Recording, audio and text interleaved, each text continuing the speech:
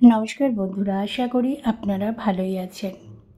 আজ আমি আপনাদেরকে বলবো বাঁশবেড়িয়ার হংসেশ্বরী মন্দিরের ইতিবৃত্ত, যা আপনাদেরকে মুগ্ধ করবে। অনেক দিন যাব করে যাওয়া হচ্ছিল না, তো হঠাৎ করেই চলে গেলাম বাঁশবেড়িয়ার হংসেশ্বরী মন্দিরে। প্রখ্যাত কবি পিনাকী ঠাকুর এবং নগেন্দ্রনাথ চট্টোপাধ্যায়ের জন্মভিটে বাঁশবেড়িয়ার কথা অনেকেরই জানা।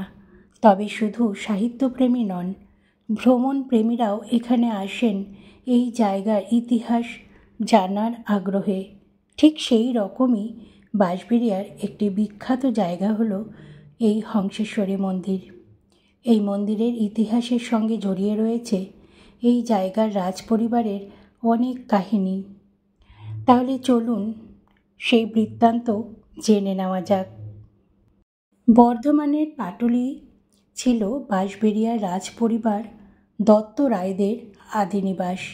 মুঘল সম্রাট আকবরের কাছ থেকে এই রাজপরিবার রায় উপাধি পেয়েছিলেন এবং পরবর্তীতে জাহাঙ্গীরের কাছ থেকে মজুমদার উপাধি লাভ করেন। প্রসঙ্গত উল্লেখ্য যে সেই সময় মজুমদার উপাধিতে ভূষিত মাত্র 4টি পরিবারের মধ্যে কৃষ্ণনগরের রাজপরিবারের সদস্য ভবানন্দের নাম উল্লেখযোগ্য। 1656 খ্রিস্টাব্দে এই দত্তরায় পরিবারের আদিপুরুষ রাঘব দত্তরায় মুঘল সম্রাট শাহজাহানের কাছ থেকে সাতগাঁও, বর্তমানে যার নাম সপ্তগ্রামের 21টি পরগনার জমিদারির জায়গির লাভ করেছিলেন। এরপর রাঘব দত্তরায়ের পুত্র রামেশ্বর দত্তরায় বাংলার বিভিন্ন স্থান থেকে প্রায় 360টি পরিবার নিয়ে বংশবাটিতে চলে আসেন।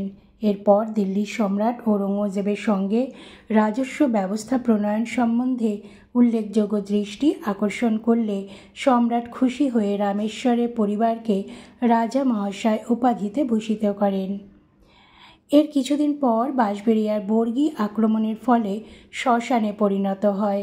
এই সময় রাজা রামেশ্বর বর্গী আক্রমণ থেকে বাঁচবার জন্য একটি বাঁশবন পরিষ্কার করে মাইলখানেক জায়গা জুড়ে পরিখা বেষ্টিত একটি দুর্গ নির্মাণ করেন। তারপর থেকে এই জায়গার নাম হয় বাঁশবেড়িয়া। তবে লোকমুখে এই দুর্গটি গড়বাটি নামে প্রসিদ্ধ।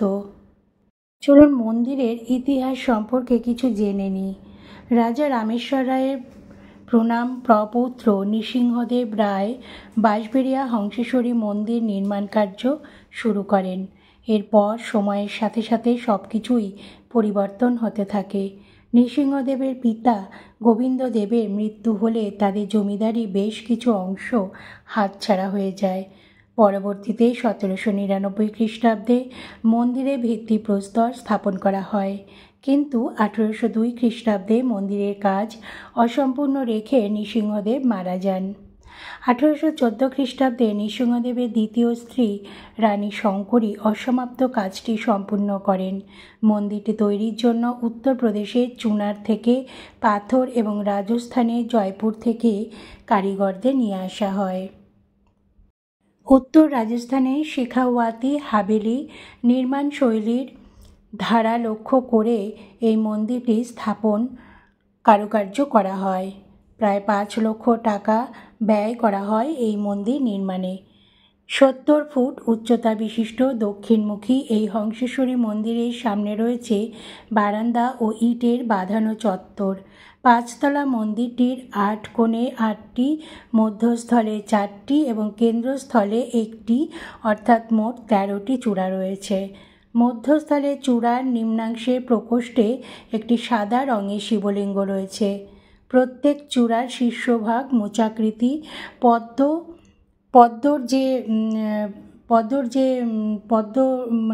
পদ্ম ফুলটার যে কুঁড়ি, ঠিক সেই রকম চূড়াগুলো দেখতে লাগে। জানা যায় যে তান্ত্রিক সাধনা এই তত্ত্বকে অনুসরণ করে এই মন্দিরটি নির্মাণ করা হয়েছিল। মানবদেহে সুষুম্নাকাণ্ডকে কেন্দ্র করে ইরা, পিঙ্গলা, বজ্রাক্ষ, সুষুম্না এবং চিত্রিণী নামে মোট 5টি নাড়ি রয়েছে।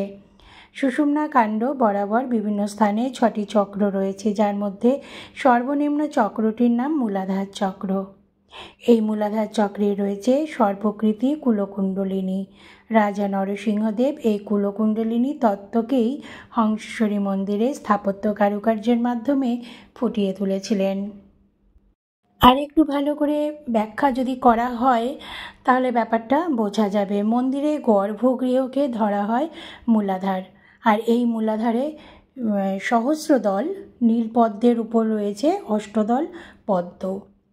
তার ঠিক উপরে ত্রিকোণ বেদির উপরে রয়েছে মহাকাল। মহাকালের হৃদয় থেকে উঠে আসা দ্বাদশ দলপদ্মের উপর এক পা মুড়ে কুণ্ডলিনী শক্তি রূপে বিরাজ করছেন দেবী হংসেশ্বরী মাতা। আর মানবদেহে প্রধান 5টি নারীর মতো মন্দিরের বিভিন্ন স্থানে রয়েছে 5টি সিঁড়ি। এই সিঁড়িগুলির মধ্যে যে কোনো একটি সিঁড়ি ধরে উপরে উঠে গেলে রয়েছে এক বিচিত্র গোলকধাঁধা, যার মধ্যে খুব সহজে যে কেউ হারিয়ে যেতে পারেন। গোলকধাঁধার একপাশে নিভৃত প্রকোষ্ঠে রয়েছে শ্বেত পাথরের শৈব মূর্তি। হংসেশ্বরী দেবী মূর্তিটি নিমকাঠ ও নীল বর্ণের প্রতিমাটির দ্বারা নির্মিত এবং মহাকাল মূর্তি পাথরের তৈরি। কার্তিক মাসের অমাবস্যার দীপান্বিতা তিথিতে এই দেবীর পূজা করা হয়। এই অমাবস্যার রাতে দেবীকে এলোকেশী রূপে সন্ধ্যা আরতির পর সোনার জিভ, রূপোর মুকুট পরিয়ে দেওয়া হয়। মায়ের ডান হাতে রয়েছে অভয় মুদ্রা আর শঙ্খ এবং বাম হাতে রয়েছে খড়গ ও নরমুণ্ড। পুজোর সময় গায়ের বস্ত্র খুলে পরানো হয় ফুলের অলঙ্কারের সজ্জা। সারা বছর হংসেশ্বরী মাতা দক্ষিণা কালিকা মতে পূজিত হলেও এই একটি দিন তান্ত্রিক মতে মায়ের পুজো করা হয়।